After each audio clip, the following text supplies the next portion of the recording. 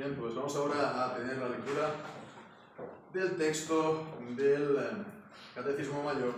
Seguimos entonces, ya avanzamos, ¿no? Después de esta semana que hemos estado considerando pormenorizadamente el primer mandamiento. Ahora pasamos ya al segundo mandamiento. Y vamos a estar considerando dos preguntas. Bueno, la primera, la pregunta 107, nos presenta el mandamiento, el segundo mandamiento del Decálogo. Pregunta 107 nos dice, ¿cuál es el segundo mandamiento? Y dice, el segundo mandamiento es, no te harás imagen, ni ninguna semejanza de lo que esté arriba en el cielo, ni abajo en la tierra, ni en las aguas debajo de la tierra. No te inclinarás a ellas, ni los honrarás, porque yo soy Jehová tu Dios, fuerte, celoso, que visito la maldad de los padres sobre los hijos hasta la tercera y cuarta generación de los que me aborrecen, y hago misericordia a millares, a los que me aman y guardan mis mandamientos. Y la pregunta siguiente, la pregunta 108, nos dice, ¿cuáles son los deberes que se exigen en el segundo mandamiento? Y la respuesta, los deberes que se exigen en el segundo mandamiento son el recibir, observar y conservar pura y completa toda adoración y ordenanza religiosa que Dios ha instituido en su palabra, particularmente la oración y la acción de gracias en el nombre de Cristo, la lectura, la predicación y el escuchar la palabra, la administración y recepción de los sacramentos, el gobierno y la disciplina eclesiásticas, el ministerio y el mantenimiento del mismo, el ayuno religioso, el jurar por el nombre de Dios y los votos hechos a Él, como también la desaprobación, el detestar y oponerse a toda adoración falsa y, según el llamado y el puesto de cada uno, eliminarla, así como a todos los monumentos de idolatría. Esta es entonces la pregunta 108, la respuesta de la pregunta 108 acerca de los deberes, ¿no? Nos quedamos aquí, ya sabemos entonces que en cada mandamiento vamos a estar considerando siempre la misma estructura. Primeramente, los deberes. Segundo, los pecados, los deberes ordenados. Segundo, los pecados que son prohibidos. Y en tercer lugar, si hay alguna razón en el mandamiento para apoyarlo, para darle mayor fuerza para nosotros. Y en este segundo mandamiento también tenemos una razón añadida cuando dice que porque yo soy Jehová tu Dios, fuerte, celoso, que visito la maldad de los hijos, de los padres sobre los hijos hasta la tercera y cuarta generación de los que me aborrecen, por un lado, y también hago misericordia a millares a los que me aman y guardan mis mandamientos. Vemos la razón añadida, porque, ¿no? Entonces, Dios mediante ya llegaremos a ello, y comenzamos entonces por lo primero, ¿no? Que es estos deberes exigidos o que pedidos en el segundo mandamiento. En cuanto al orden del decálogo, no podemos entrar ahora aquí, ¿no? Pero esto es una cuestión fundamental en la reforma. Es una cuestión fundamental en la reforma, el orden del decálogo, ¿no? Sabemos que tenemos en el decálogo las dos tablas de la ley de Dios. La primera tabla, los deberes que rigen en nuestra relación con Dios. La segunda tabla, los mandamientos que rigen en la relación entre los hombres. Y entonces la cuestión es precisamente aquí. ¿Dónde está el segundo mandamiento? Sabemos que en el catolicismo romano la primera tabla está constituida, formada por no 4 mandamientos, sino 3 mandamientos. No 4, sino 3 mandamientos. ¿Por qué? Pues porque este mandamiento o este texto que hemos leído no lo presentan como un mandamiento aparte, como el segundo mandamiento. Entonces se pasa directamente del primero, no tendrás dioses ajenos, y esto sería, pues entonces, pues no sé, una especie de explicación añadido. Y el segundo mandamiento para ellos es: no tomarás el nombre de Jehová tu Dios en vano. Hay que decir que este es también el orden del luteranismo. Lutero pues tuvo una, por supuesto, participación fundamental para la Reforma y no transigió en absoluto en cuanto a la justificación por la fe, por lo cual hubo la Reforma protestante, pero en toda una serie de cosas otras él extendía lo llamado adiáfora. Adiáfora es lo indiferente en cuanto a la adoración, en cuanto al culto a Dios. Y bueno, eso estaba también en relación con su visión del decálogo. El decálogo, entonces él también creía que este segundo mandamiento estaba incluido en el primero. Este segundo mandamiento que habla acerca de las imágenes, y que si miramos y profundizamos en él, pues entonces vemos aquí la cuestión fundamental, la esencia de este mandamiento tiene que ver con la correcta adoración del Señor.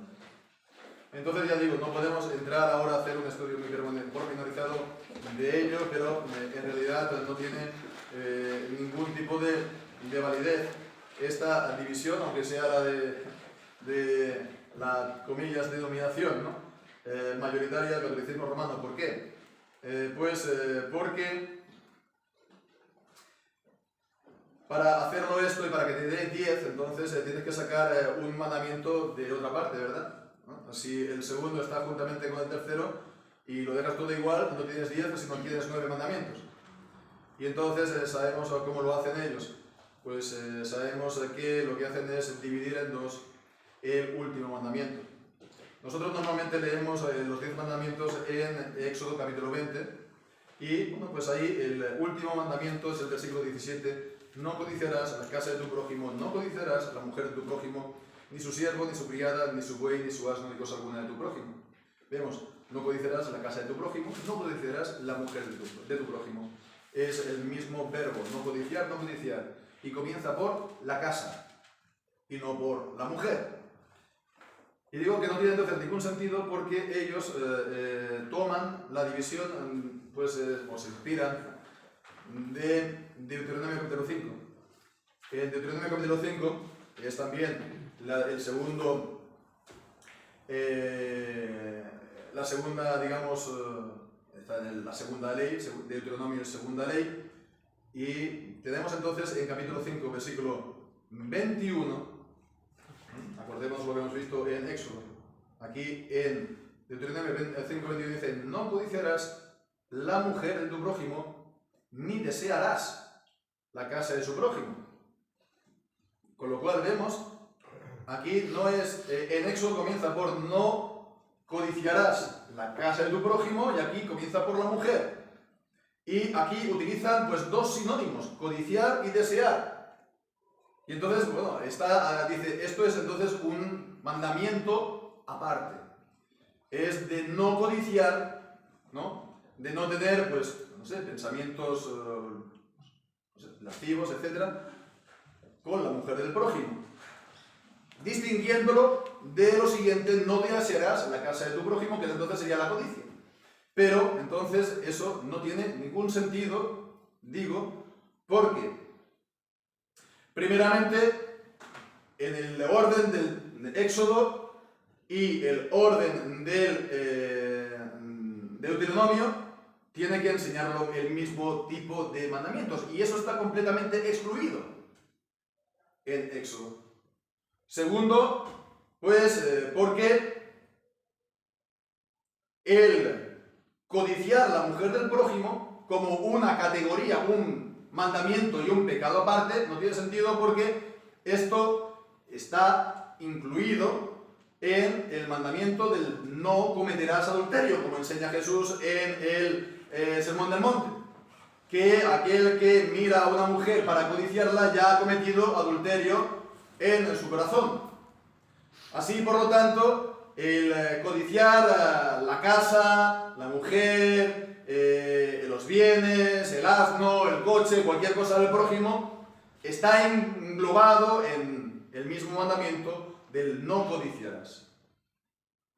Así pues vemos, ¿no?, que es bueno también, como dice la palabra, ¿no?, pues trazar rectamente la palabra de la verdad, incluido también en el Antiguo Testamento, y algo tan importante como la ley moral de Dios. Algo tan importante como la ley moral de Dios. Y digo pues entonces que esto es una cuestión fundamental en la Reforma. Este mandamiento. Y es una de las diferencias mayores en el seno mismo de la Reforma, entre la Reforma suiza, Ginebra, Calvino, ¿no?, Zwinglio, etc., Bullinger, las iglesias reformadas en Francia, en Holanda, en todo el continente, y el luteranismo. La cuestión de las imágenes. En las iglesias reformadas, en el momento de la Reforma, hasta el día de hoy, no hay imágenes. En las iglesias luteranas te puedes encontrar imágenes. Te puedes encontrar pues crucifijos con la cruz y Jesús pues en la cruz, una imagen de Jesús en la cruz. Te puedes encontrar imágenes también de la Virgen María, ¿no? Te puedes encontrar imágenes también de santos, incluido Lutero, que también estuvimos hace un par de años y veíamos una iglesia luterana que también tenía el busto de Lutero allí, ¿no?, aunque estaba en el exterior, es verdad, pero en fin, vemos que es algo a tener en cuenta. La Reforma, en las iglesias quitaron todas las imágenes, como por otra parte también quitaron todos los órganos, que eran los instrumentos musicales de la época, el grupo de alabanza de la época, ¿verdad? Los quitó, ¿no? En muchos lugares hasta el día de hoy. En otros se han ido reintroduciendo poco a poco en las iglesias reformadas. Pero en muchos lugares hasta el día de hoy, porque pues se tenía el convencimiento en la palabra de Dios que es algo que Dios no ha instituido, por lo tanto no es algo indiferente ni secundario, y que por lo tanto es una transgresión del mandamiento, de la ley moral de Dios. Y pues para ver entonces el papel que jugó esto en la Reforma hay que mirar en la historia, por ejemplo, ¿no? Calvino. Hay un libro que se publicó hace unos cuantos años, ¿no? Las razones para reformar la Iglesia, ¿no? ¿Es así el nombre? La necesidad. La necesidad para reformar la Iglesia, de Juan Calvino, que fue una carta que él envió al emperador. Que el emperador la haya leído no es otra cosa, ¿no? Pero bueno, se la envió. Y entonces está exponiendo esta doctrina.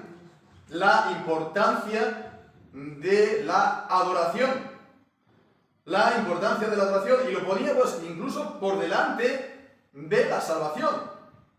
Y fijémonos que está hablando aquí de la adoración, es algo público, es algo corporativo, es la adoración pública que se le da a Dios.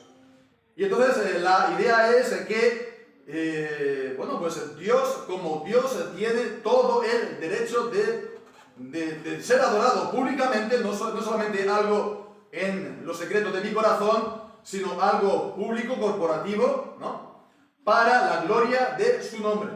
Y entonces, de la misma manera que hay una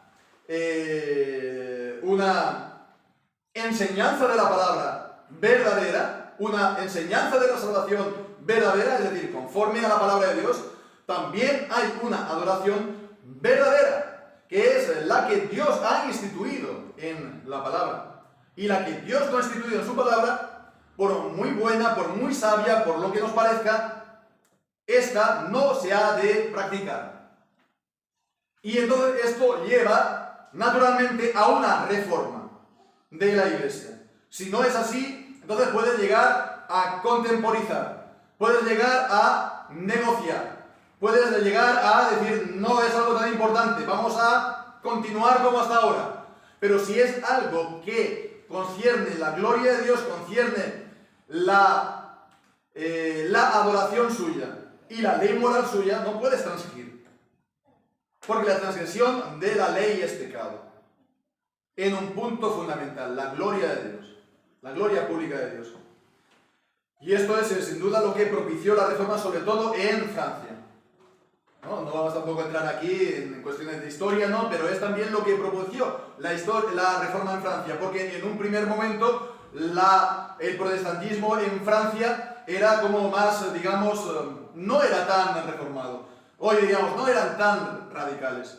Era algo simplemente de la fe personal de uno, y entonces tú puedes tener tu fe personal de uno sin que esto comporte el, a lo mejor, cortar con la Iglesia Católica Romana, ¿no?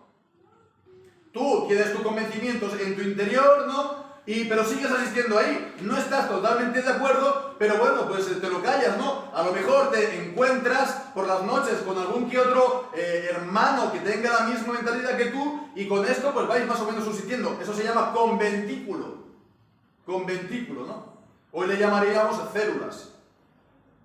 Pero no es algo, por lo tanto, que está llamado a corregir y a reformar la Iglesia en su conjunto. Entonces vemos el principio que se parte, que la Iglesia no tiene que ser reformada, no tiene que ser reformable, ¿no? Si adopta una forma, si adopta con el tiempo pues una manera de hacer, de funcionar, ¿no? Y estamos todos de acuerdo, pues venga adelante, ¿no? Y si lo cuestiona, pues entonces resulta que serás a lo mejor pues un elemento peligroso, ¿no?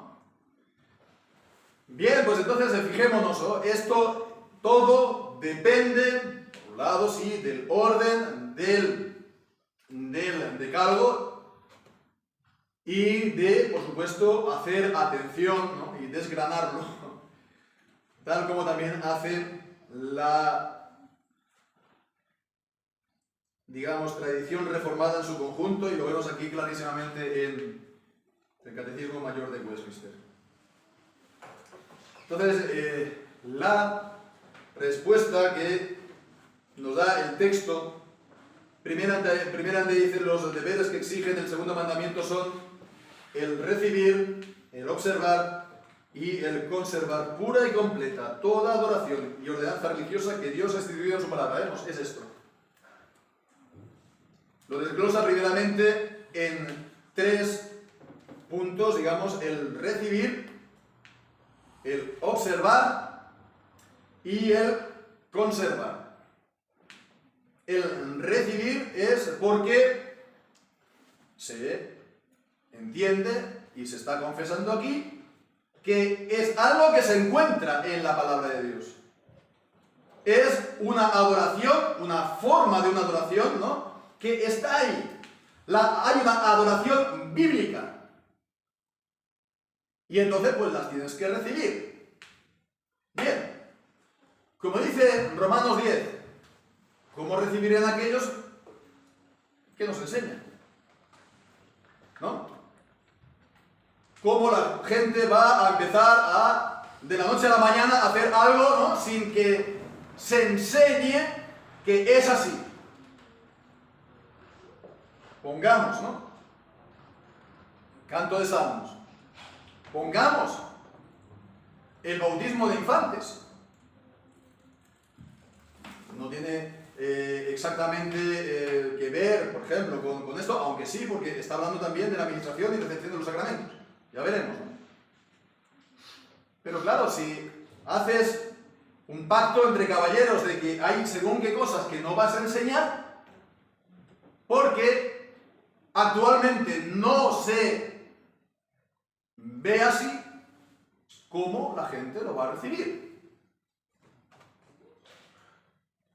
Cuando hace pues 22 años pues nos encontramos en una situación parecida, ¿no? En cuanto al bautismo de infantes, pues fue la cuestión que nos teníamos que plantear. Vamos a quedarnos, ¿no? disimulando, ¿no? Haciendo un bulto entre el mundo evangélico, y nos vamos a callar en cuanto a este punto, o lo vamos a enseñar. Podíamos haberlo callado, podíamos haber disimulado, podíamos haber sido lo que se llamaría un pastor cripto reformado, ¿no? Nos lo guardamos para nuestros adentros y ya está, y no enseñamos. Pero, por la gracia de Dios, hay que decir, el Señor nos condujo a enseñarlo libremente.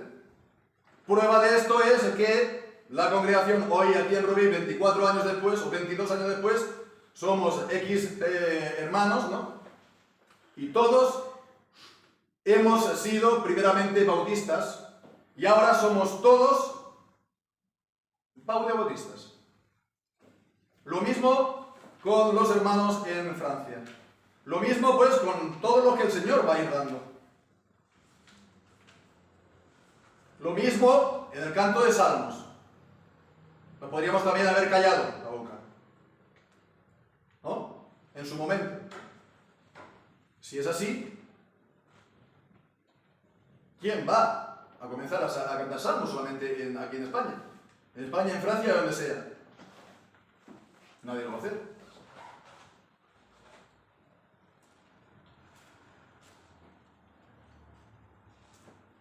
Bien, pues entonces el problema de esto es que está claro que cuando comienzas a enseñar y cuando empiezas a hablar, es que entonces eres el radical.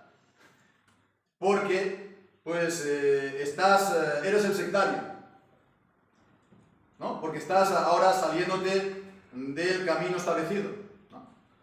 Pero bueno, si con todo y con eso, esto fuera una idea, ¿no? Una idea que a uno se le ha ocurrido, en una noche, digamos que ha pasado mala noche, se ha pasado toda la noche en vela, ¿no? Y llega por la mañana y se le ocurre una idea grandiosa y maravillosa. Pero es que si es esto la enseñanza y la práctica de la Iglesia cristiana hasta 1500 años, hasta la Reforma, y después también la práctica de la Reforma, y después también la práctica de la Reforma hasta nuestros días, en aquellos que se han mantenido fieles a la Reforma, entonces, ¿cuál es el problema? En nuestro protestantismo evangélico mayoritario, que se ha apartado completamente de la Reforma. No es entonces que uno pues se inventa una doctrina, una cosa maravillosa, una genialidad. No es esto. Es volver a la fe y a la adoración de la Reforma y de la Iglesia cristiana, de la Iglesia verdadera. Entonces, recibir, para lo cual hay que enseñar, observar, evidentemente, pues se recibe para observar, para poner en práctica, y si todavía no se ha puesto, pues comenzarlo. Y esto, pues evidentemente cuesta. Esto evidentemente cuesta. Y si en la congregación ya se lleva a cabo, pues evidentemente es simplemente, como dice a continuación, conservar. Conservar. Y bueno, pues conservar también uno puede, pues no sé, recibir presiones en momentos dados para dejar de hacerlo, ¿no? Presiones, por ejemplo, que haya instrumentos musicales. Presiones, pues, que no se canten solamente los salmos, que se canten también otro tipo de cosas, ¿no? Que, pues, sea, pues, no sé, algo más contemporáneo, porque de esto, pues entonces la iglesia vendrá gente más de afuera, ¿no? A la iglesia. Es lo que siempre se dice. Y hay una presión. Hay una presión. Entonces, bueno, si cedes a la presión, pues entonces eso es también, como vemos, una transgresión de este mandamiento. Recibir, observar y conservar pura y completa toda adoración y ordenanza religiosa que Dios ha instituido en su palabra. En nuestra iglesia, en las iglesias de la Reforma en Escocia, sobre todo, se mantiene todavía este concepto, la pureza de la adoración. La pureza de la adoración, y es algo fundamental para nosotros. Es algo fundamental para nosotros. El mantener la pureza de la adoración, es decir, tal como Dios la ha ordenado. Sin mezclas con lo que, bueno, pues es del día de hoy, nos parece bien. Toda adoración, todo culto, y también dice toda ordenanza religiosa, es decir, toda parte de la adoración que Dios ha instituido en su palabra. Podemos entonces mirar aquí los textos en este punto. Nos encontramos 4. Primeramente en Deuteronomio capítulo 32, versículos 46 y 47. Y les dijo: aplicad vuestro corazón a todas las palabras que yo os testifico hoy, para que las mandéis a vuestros hijos, a fin de que cuiden de cumplir todas las palabras de esta ley, porque no es cosa vana, es vuestra vida. Y por medio de esta ley haréis prolongar vuestros días sobre la tierra a donde vais, pasando el Jordán para tomar posesión de ella. Vemos, ¿no? Aplicar el corazón para las palabras de la ley, incluida por lo tanto también la adoración a Dios, y se tiene que mandar, se tiene que instruir, se tiene que predicar y enseñar. Mateo 28, versículo 20, del contexto de la así llamada Gran Comisión, para entendernos, cuando dice: enseñándoles que guarden todas las cosas que os he mandado, y he aquí yo estoy con vosotros todos los días hasta el fin del mundo. Amén. Enseñándoles que guarden todas las cosas que yo os he mandado.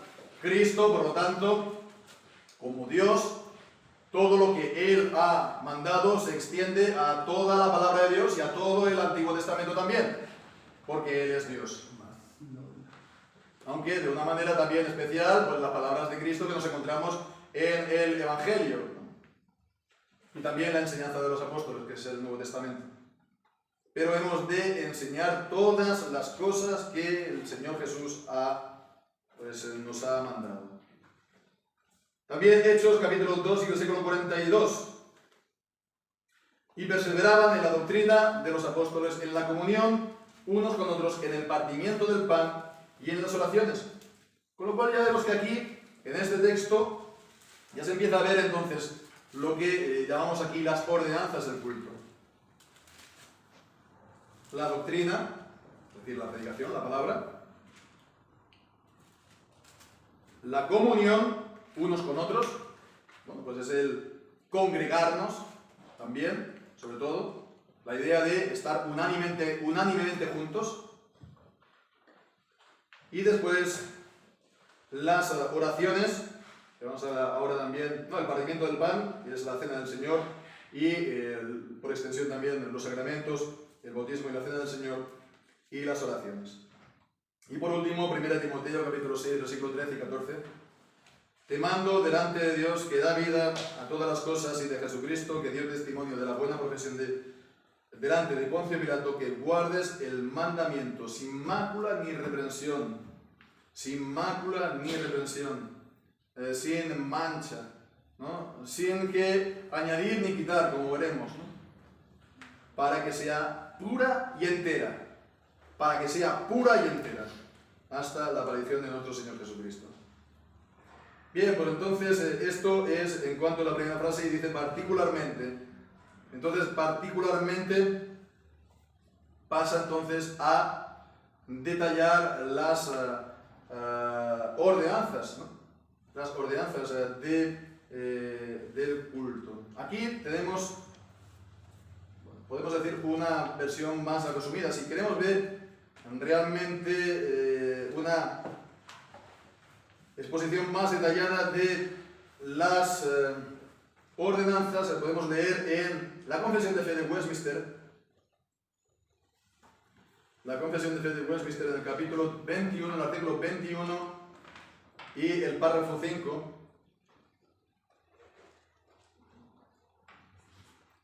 Dice: son partes de la normal adoración religiosa a Dios la lectura de la palabra con temor piadoso, la sana predicación, el escuchar la palabra conscientemente, en obediencia a Dios, con entendimiento, fe y reverencia, el canto de los salmos, con gracia en el corazón, así como la debida administración y digna recepción de los sacramentos instituidos por Cristo, ¿no?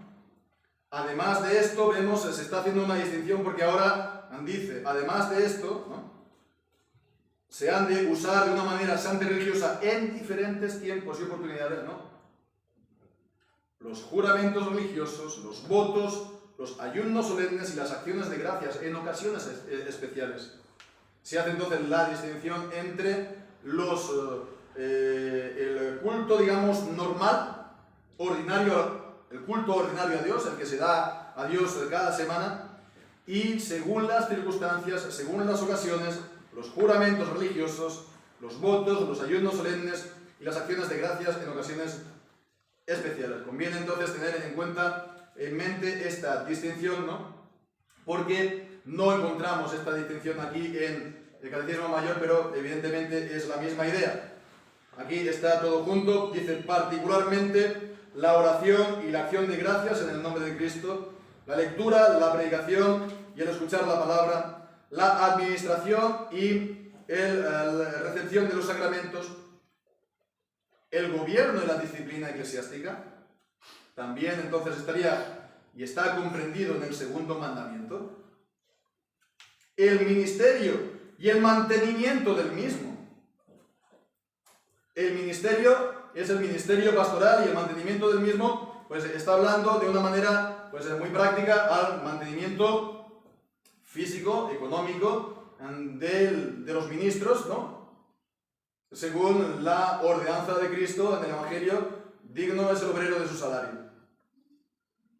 Bien, pues entonces todo esto pues formaría parte del culto religioso ordinario, y vemos que no se centra solamente en lo que se hace en los cultos el domingo, sino también está hablando del gobierno de la Iglesia y del ministerio, y después lo que en la confesión dice en ocasiones especiales: el ayuno religioso, el jurar por el nombre de Dios y los votos hechos a Él, como también, después veremos, la desaprobar, rechazar toda adoración falsa y también eliminarla, suprimirla. No sé cómo está en el otro texto esta última parte, esta última frase. ¿Lo puedes compartir, por favor? Sí. Según el llamado y puesto de cada uno, ¿cómo lo dice ahí? Y conforme al estado de llamamiento de cada uno, destruirlo, así como a todos los objetos de idolatría. Objetos de idolatría, no tanto en monumentos de idolatría, pero viene a ser lo mismo. Destruirlo, ahí dice eliminarlo, viene a ser lo mismo. Bien, pues esto es, primeramente, vemos la introducción a este segundo mandamiento, ¿no?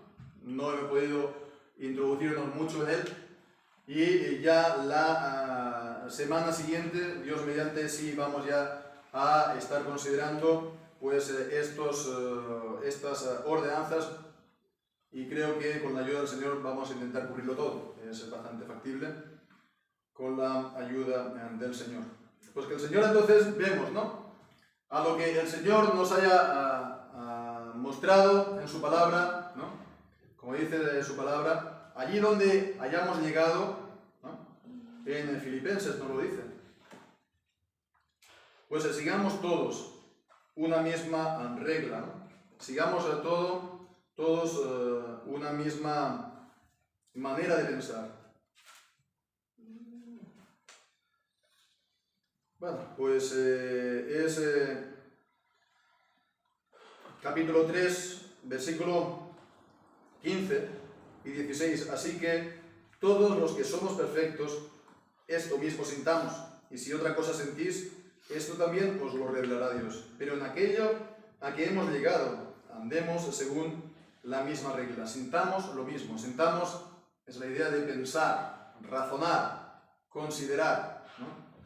Algo intelectual, no es tanto de las emociones, aunque las emociones también pueden tener un lugar, ¿no? Pero no juzgamos las cosas por las emociones, ¿no? Si me hace sentir bien, si me hace sentir mal, sino si es verdad o no conforme a la palabra de Dios.